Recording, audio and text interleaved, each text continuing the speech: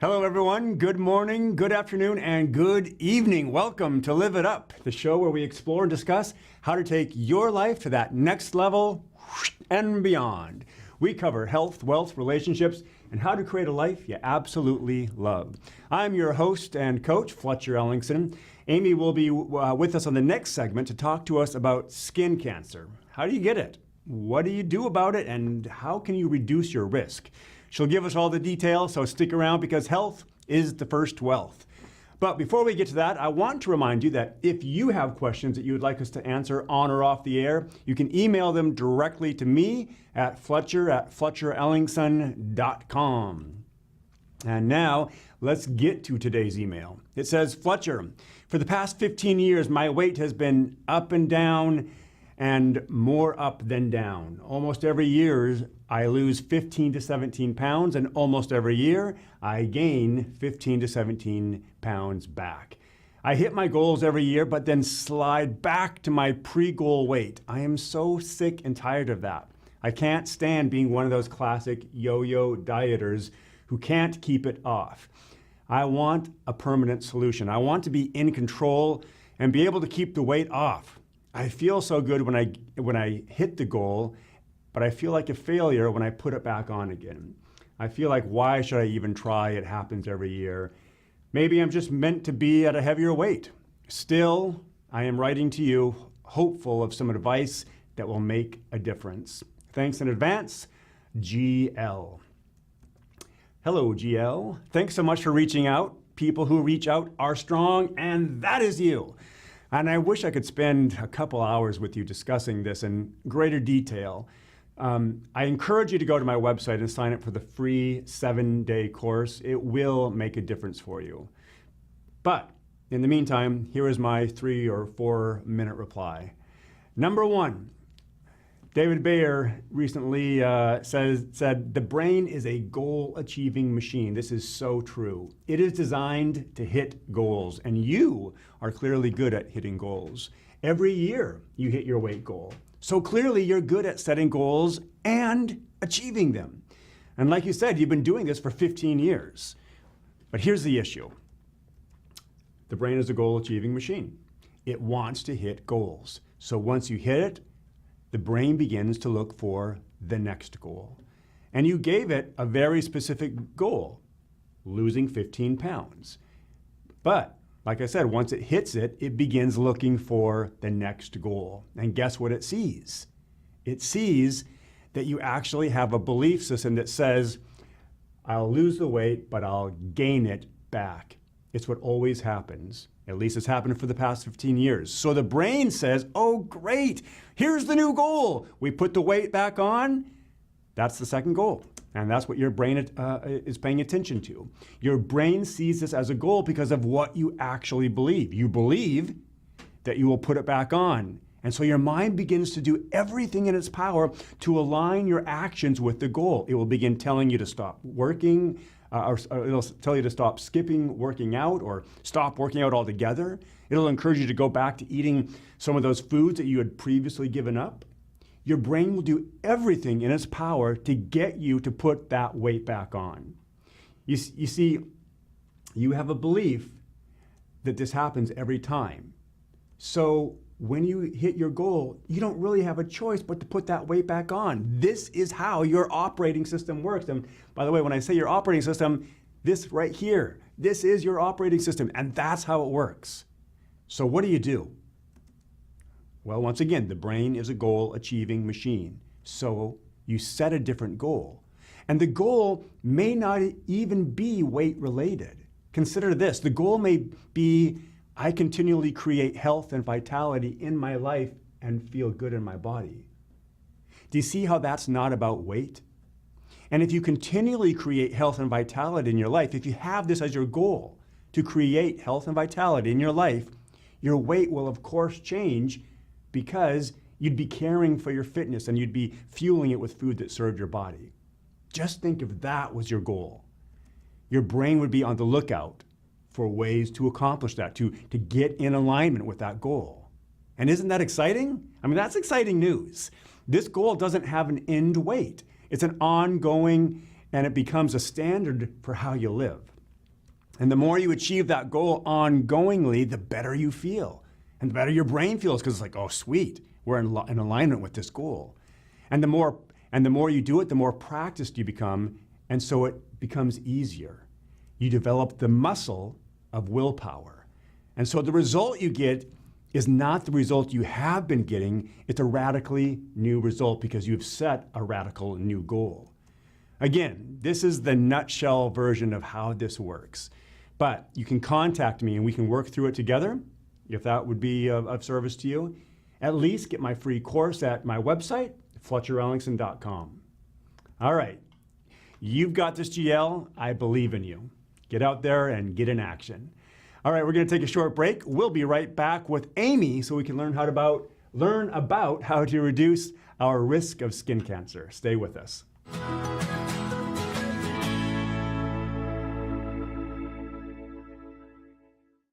Hey everybody, welcome back to Live It Up. We are here with Amy. Hey Amy. Hello. How you doing today? Good, good. Good. We're talking about what? Skin cancer. A riveting conversation, but a valuable one because we need to know about this, right? Oh, you're being facetious. It's not riveting. Well, to some people it is. Yeah. So first of all, what causes or what is skin cancer? So skin cancer occurs when there's been damage to the cells in the skin, which then causes mutation in the cell. And then that mutation causes the cells to grow kind of out of control. It's really how cancer occurs any place in your body, and the same thing in the skin. Well, how prevalent is skin cancer? Well, skin cancer is the most common type of skin cancer. So Really? It's very, very prevalent. And the majority of cases, really 90% of skin cancers, are caused by ultraviolet light, usually from sun exposure. So that's really the main cause, is sun exposure. Wait, 90%? 90% of skin cancers are caused by sun exposure. Wow. Yeah. Mm-hmm. And there are 5.4 million cases, new cases, every year in the U.S. of skin cancer, which means about 1 in 5 people will have skin cancer at some point in their lives. I see it a lot in my office. Wait, 1 in 5? Yeah, 1 in 5. And 90% of it is caused by? The sun.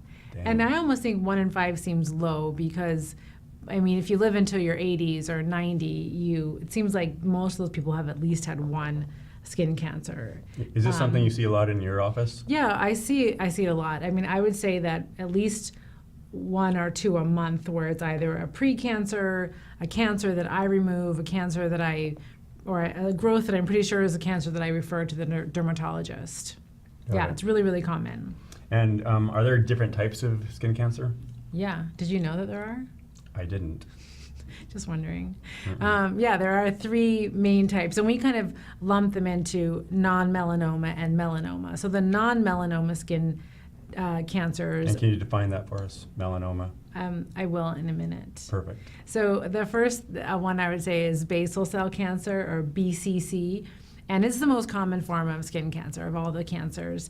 About 4 million new cases a year are diagnosed. It's very rarely fatal. I've never seen it be fatal. I've never seen it spread anywhere. It's usually a very local cancer, and the treatment is just usually surgical. The second most common type is squamous cell cancer, and that's about 1 million cases diagnosed a year. And that can spread, especially if it's a larger lesion or if it's in the head and neck area. Those ones can spread. And that, again, is usually treated just with excision, cutting it out, or sometimes with some local treatments. And then melanoma is only about 1% of cases a year, but it causes the most deaths. So about 9,000 people die each year from melanoma. And that is going to be, the treatment's going to be surgery, sometimes chemotherapy, or some other immune therapy. So melanoma is skin cancer. Yeah, melanoma is skin cancer. The thing that's kind of tricky about melanoma is it actually can sometimes even occur in the eye or in the intestinal tract. So it can be a little tricky. People, I think, sometimes, don't know that it's a skin cancer, but it technically is. And also it can spread. And so even though it may have started on the skin, it may go someplace else. So melanoma, in your skin, you have melanocytes. And the melanocytes produce melanin. And so melanin is what makes skin dark, and that's what you have more of when you're tanned. Your body's literally actually trying to protect itself from the sun by producing melanin. And then people who have darker skin, they have more melanin than other people with lighter skin. So so melanoma is when there's been a mutation in the melanocyte, and that's where it goes wrong and turns into a cancer. So as you go towards the equator, you're likely to see people who have browner skin because their bodies are producing the melanin. Is that accurate? Well, that's kind of like an evolutionary question, evolutionary biology. I don't necessarily know that I know the answer, but yeah, I mean, you think about the ethnicities or the races that live near the equator are darker skinned, and that's an adaptive thing to help protect them. And that's why, Scandinavian people would maybe have the least direct sunlight exposure, so they have pretty light skin and the lighter hair and lighter eyes, which that would not be a very good thing if you had to be in the Sahara or something. You're not going to do so well if you have that. Right. And I was going to say, so for melanoma, it usually begins as a little mole, and then that mole might start changing, and that's how some people know they have that they're concerned. They come to the doctor.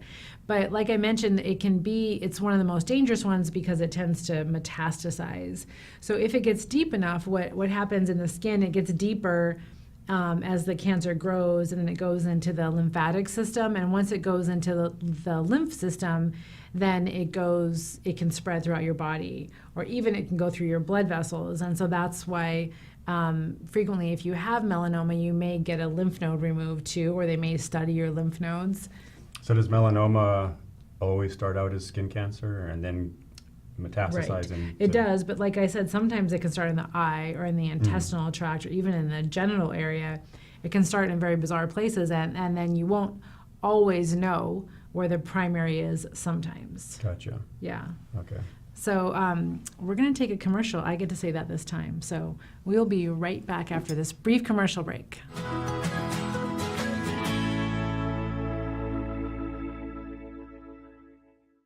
Welcome back to Live It Up. We're here, we're talking with Amy, and today we're talking about skin cancer. What is it? How do you figure out if you've got it? And what can you do to reduce the risk of getting it? So we left off, we were talking about there's three main types of skin cancer, and the big takeaway for me and maybe some other people were like 90% of skin cancer starts with exposure to the sun, right? Yeah. Okay. And because I used to totally poo-poo that. You did? I did, yeah. That's funny. Yeah, I was like, I wear sunscreen sometimes, and that's good enough. But I have a new bit of information that I'll get a new result with now. So, what are the signs and symptoms of skin cancer?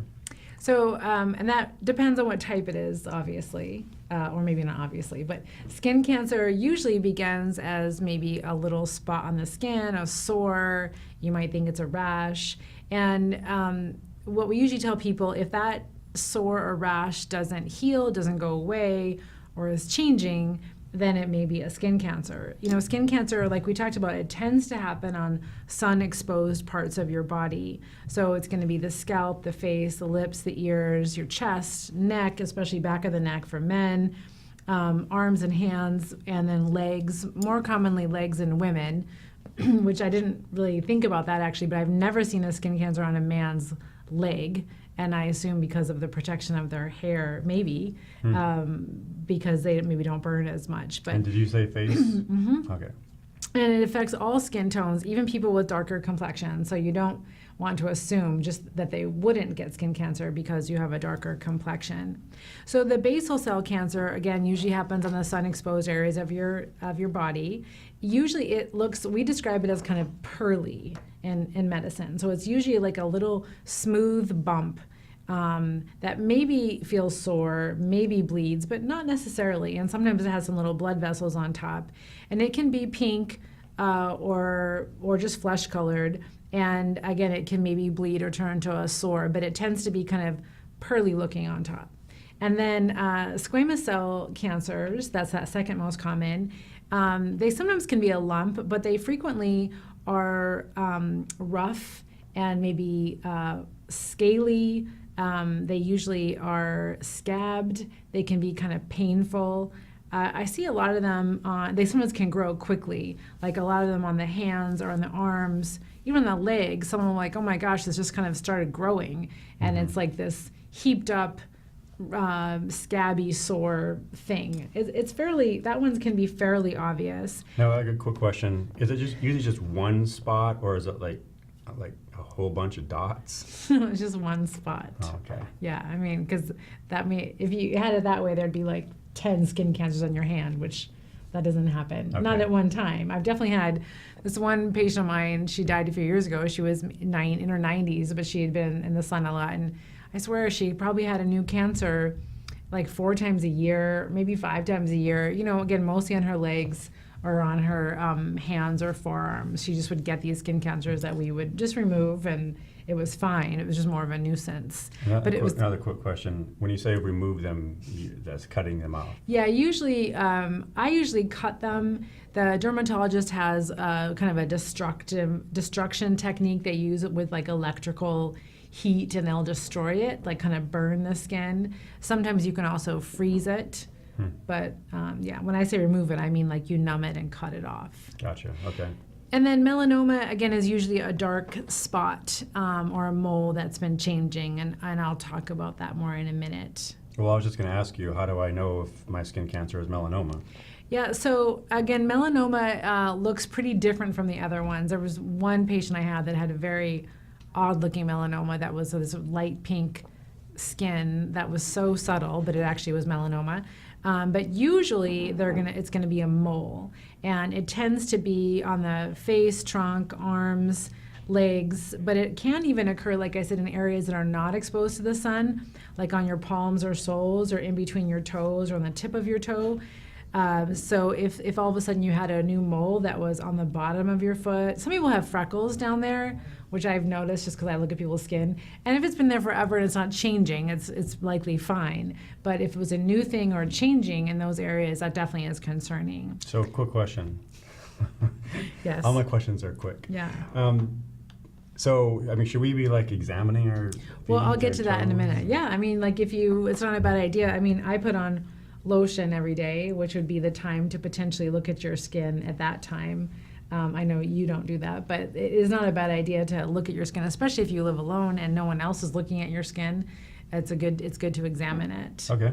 So I was going to say, so for melanoma, again, it tends to be a larger, darker skin lesion, and it can occur. The thing about the colors of melanoma, it's not necessarily always black or brown. It actually can be red, purple. It can be, what I tell patients, it can be like a weird color. So I tend to have a lot of freckles and moles, and they're all kind of this one brown color.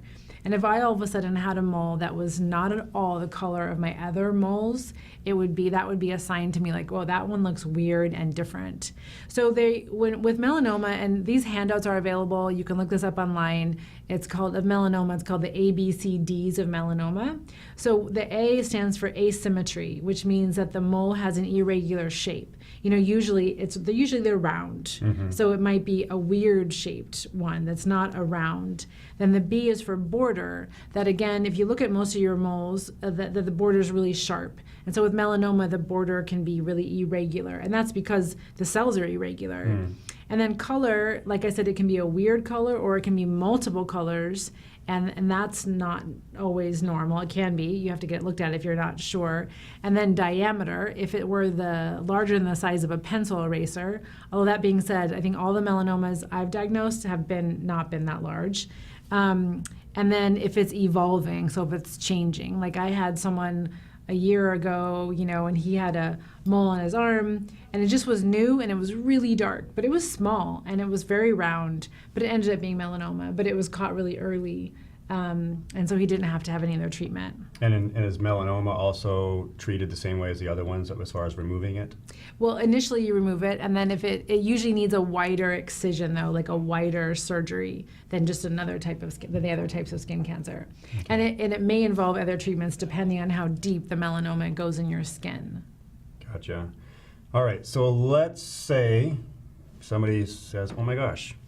I'm going to go see the doctor because this looks irregular and it's evolving and it's multicolored. And they go to you and you're like, yeah, that's skin cancer. How do you treat it? What are your options? Well, I don't necessarily know it's skin cancer unless there's a biopsy. So just so you know, like I might think it's skin cancer and it sure looks like skin cancer, but we can't be sure it's skin cancer unless you have pathology. And you only can have pathology if you take it out. Got it. So you have to do a biopsy or remove it. So if it's a squamous cell or a basal cell, in my office, I tend to remove those. So I would numb it up, excise it, stitch it, and send it in for pathology, make sure that I got it all. Sometimes, again, the dermatologist, they may do a biopsy and then do a destruction technique. Those would be the main things. So either with electrical current, cold, or just cutting, and then, those would be the main things. Gotcha, okay. So we live in a place where there's a lot of sun. Yeah. 300 days a year, so the chamber says. Are we at a higher risk for developing this and others? Well, to some extent, it definitely is sun exposure. So I know I see a lot of people who grew up in the orchard or they're orchardists, and they tend to get skin cancers on their forearms or on their neck, their ears. And so for sure being out in the sun does that. I know there was a study a while back that I heard about that in Seattle area, they actually had a higher rate of melanoma, and they were thinking that was because people tend to get burned like at least once a year because it's like so cloudy, and then they all of a sudden are outside when it's sunny, and they tend to have more sunburns there. So it kind of depends also the pattern of your sun exposure. But in general, the risks, if the people that are more at risk would be people with fair skin. So if you have light eyes, fair skin, and light hair, that definitely is going to put you at higher risk. And redheads in particular, like I feel like all of those should probably have a dermatologist, all redheads, and get their skin examined every year. If you have a history of sunburns, because sunburn will have damaged those skin cells quite a bit. What do you mean if you have a history of sunburns? Like growing up, you got sunburned all the time? Yeah, like myself. I grew up in Southern California, and I got burned a lot. Right. Because that was before we knew. Right, because we use suntan lotion instead of sunscreen. You mean oil? I used oil. Suntan oil. I know. And using a tanning bed is another big risk, because that's basically you're just like UV radiating your body in a tanning salon. So tanning salons have definitely been shown to be linked to an increased risk of melanoma. So that's a big deal. That's going to make some people sad to hear that. You know what? It's funny, though. I feel like I've told that to many people, and they still don't stop. But maybe. Maybe they will. Yeah. Okay. Well, so we know some of the risks, and we know who's at risk. I wanted to touch on one thing because I hadn't thought about it. You mentioned the people in Seattle. Yeah. Because you can still get sunburned even though it's cloudy out, right? Right. Yeah. Okay. So even it's something just to be aware of. Yeah. Yeah. How can I reduce my risk of getting skin cancer? So avoiding the UV radiation, so not being in a tanning salon, staying out of the sun between 10 and 4, so 10 a.m. to 4 p.m. would be the strongest rays. You can also, wearing sunscreen can help. At least SPF of 30. You want to reapply frequently, especially if you're in the water or if you're perspiring. And you can also wear protective clothing. So you can be outside, but you'll cover yourself either with special UV clothing or just regular clothing, hats, that kind of stuff. Got it. Yeah. Okay, you heard her. So wear the sunscreen. You can get some of those UV protective clothing. They're very lightweight. I got one of those jackets to take to Mexico one time. Check your skin. And I've seen people wait too long, and that's the one time I've seen melanoma be really bad, is talk to your doctor, have someone look at your skin. If you have any concerns, get it checked out. Don't wait. All right, good. You heard her.